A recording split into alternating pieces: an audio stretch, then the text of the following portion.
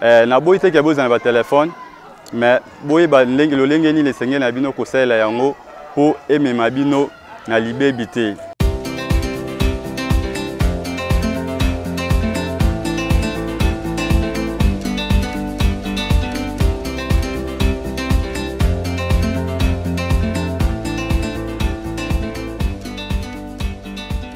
Salut à nos très chers abonnés de Carrefour des Stars et bienvenue dans votre émission Les Minutes de Don Boba.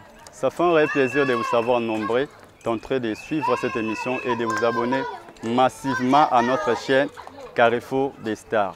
Et là, je dis un grand merci à Maman Mimi Alema de m'avoir accordé cet espace et je remercie aussi Dieu de m'avoir accordé les souffles que j'ai aujourd'hui pour vous présenter cette émission.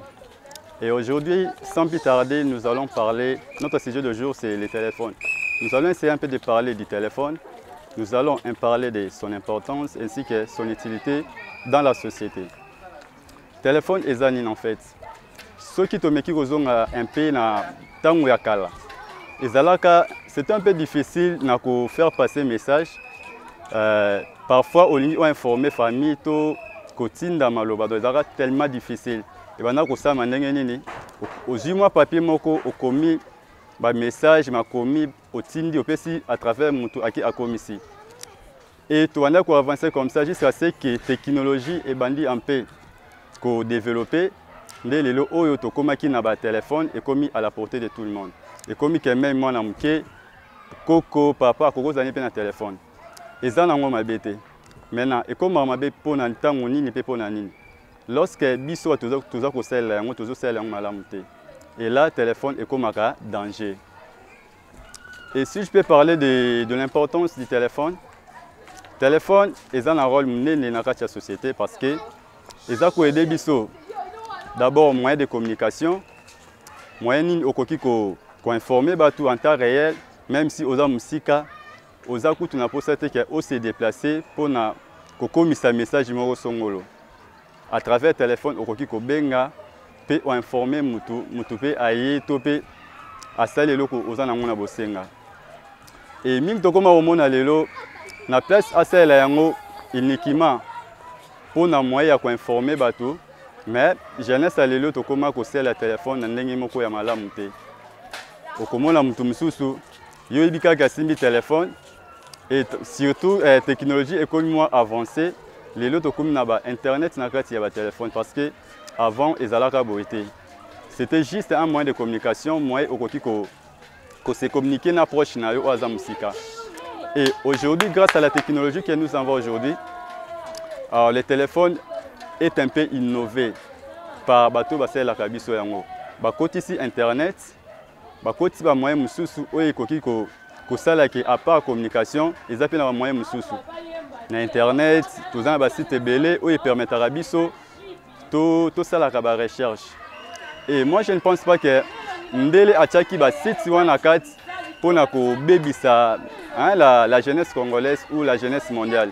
Achaki yango de façon que et aider biso tant que tozana quelque chose où ils ont rendre un peu la vie difficile to koki ko sala ba recherche pe tozi pe ba réciter à malamu na tango ya malamu. Mais lelo oyo les jeunes parce que lorsque je parle des jeunes, moi aussi j'en fais partie.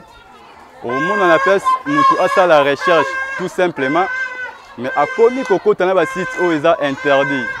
Et même un site où ils ont moins de 18 ans. Au monde on a 9 ans, 10 ans, 11 ans, ils ont accéder à ce site. Ok, ils ont pour na bon côté c'était juste les moyens de faciliter biso.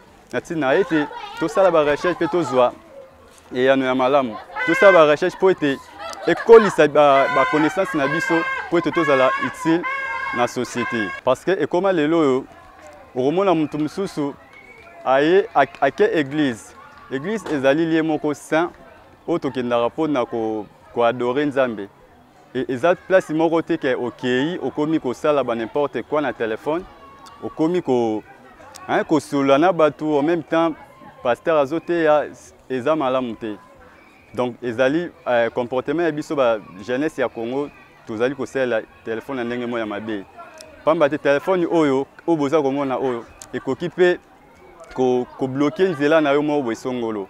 Ekoki ko bebisa makambo na yo moko songolo. Tant que oza na place moko oyo eza permis te que téléphone ezala, mais oza ko sala yango. Pe ozo sala na ndenge moko ya malamu te. Wana ozali komi bebisa, ozali ko pe ko influencer même bato baza pembe na yo, omona bango pe bakomi ko sala ndenge moko ne ozali ko sala. Ezali malamu te. To sala téléphone na ndenge ya malamu pamba te basala ki yango te po ete to sala ba recherche moko eza na moins importance te. Non, ezali eloko moko ezali ko aider bato nyonso na sens que ezala moyen de communication, tu ba ndenge to ko se communiquer na ba proche na biso na toute la famille. C'est un peu ça. Là, je parle de l'importance. Et si, il y a aussi les désavantages pour l'utilisation du téléphone. Désavantages na mwezani. Téléphone ekoki ko bebisela yo makambo ebele. Téléphone ekoki ko rater yo bénédiction moko boye oyo ezalaki destiné à yo. Téléphone façon oyo ozali ko sala yango soki o respecter ba principe nango te ekoki pe ko bebisela yo relation na yo na Nzambe. Parce que je viens de parler de l'église. Lorsqu'on est dans l'église, on est là pour prier. Et on doit rester concentré et pour programme. Et lorsque toi tu es là, tu es en train de regarder ton téléphone et aux autres ça là n'importe quoi. Il y a un peu de ça là et tenzamba au seplana yote, pambate à Monique oye na lié wana pona kokumisa été, mais oye pona ko solo là pe ko zoba rendez-vous na yona na batu misusu. Ce n'est pas propre. Ni na ko loba na téléphone. Na osenga bino utilisation de téléphone ezala. Na osenga bino na ko s'adresser à la jeunesse mondiale, pas seulement de la jeunesse congolaise. Donc il faut avoir une bonne manière d'utiliser les téléphones parce que le téléphone wana ekoki ko fongola banzela ebele. Mais quand le téléphone wana ekoki pe ko bebisa yo. Moi je tiens à condamner les gens qui disent seulement que l'argent c'est un bon maître mais mauvais conducteur. Les téléphones aussi c'est un bon maître mais mauvais conducteur. Ceux qui osali yango na ndenga malamu romona ke ekozala bénéfique pona yo ekozala bénéfique pona likambo moko songolo. Mais ceux qui osali yango na ndenga mabe okomona ke téléphone ekozala kaka blocage pona vie na yo. Téléphone ekozala kaka wana ko comprendre te ndenge nini muninga so asali bo esimbaka. Ndenge nini muninga tozala kana na niveau tel akomi na niveau tel parce que yo banda ko sala yango na ndenga mabe. Ye muninga ataki makanisi na nyonso pe atie un sagesse na mobimba na ba recherche oyo azali kosala ayebi ke so nasali recherche songolo na kozwa résultat tel et grâce à ces résultats là azali ko s'enrichir encore de plus en plus et azokoma mutu moko ya mayele mingi pe très sage et yo mutu osala kaka ba utiliser yango mpona kosala ba recherche ya ba site pornographique parce que bango moko mindele basala biso yango mais bakoma pe kobebisa pe quelque part bango bakoma ke mpona kokota na ba site wana. Site wana ezali rien que pour na bateau baza plus de 18 ans. Et non pour na bateau baza na C à 18 ans, c'est strictement interdit. J'espère bien que vous m'avez tous compris ma kamba téléphone on a aussi kotal Sabino. Conseil à suka opé Sabino ezake na boyi te ke boza na ba téléphone mais boyi ba lolenge ni le sengé na bino ko sala yango pour aimer ma bino na libébité. C'est un réel plaisir pour moi de vous présenter cette émission parce que c'est une émission éducative, c'est une émission qui va beaucoup vous édifier.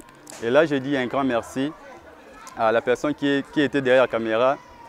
Je dis aussi un grand merci à Maman Mimi, à Lema et à toute l'équipe technique. Quant à moi, je vous retrouve plus prochainement.